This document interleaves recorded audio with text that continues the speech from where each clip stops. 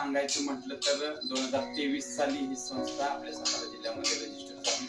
गमेवाडी चापळ, आपल्याला चापळ सगळ्यांना माहिती असेल. चापळ पासून 1 किलोमीटर गाव आहे गमेवाडी, तिथं या संस्थेचं मुख्यालय आहे. 2-3 वर्ष झालं आम्ही वेगवेगळ्या समाज कार्यामध्ये आहोत. गरीब मुलांना वह्या पुस्तकांचं वाटप करणं, असे जे रुग्ण आहेत त्यांना फूड बास्केट किंवा आपण प्रोटीन पावडर आणि मल्टीव्हिटॅमिन टॅबलेटचं त्या ठिकाणी वाटप करतो. तसेच जे स्कूल आहेत की ज्या ठिकाणी मुलांना खेळाचं साहित्य नाहीये, अशा ठिकाणी सुद्धा आम्ही त्या ठिकाणी जाऊन त्या मुलांना स्कूल किटचं वाटप केलेलं आहे.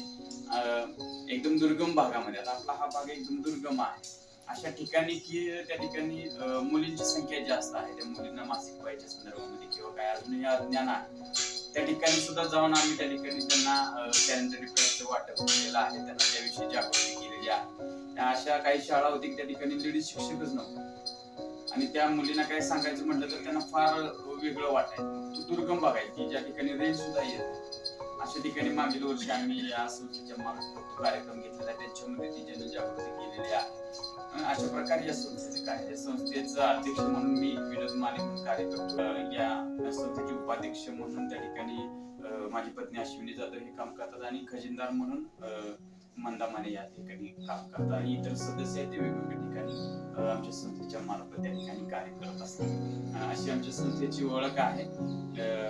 साठी विशेष माझे मित्र आहेत लाईफ केअर फार्मा आणि सर्जिकल पंढरपूर यांनी देखील मेडिसिनची दुपार त्या ठिकाणी मदत केलेली आहे. त्यांनी देखील या कार्यक्रमासाठी सौजन्य दाखवलेले आहे. तर आज आपण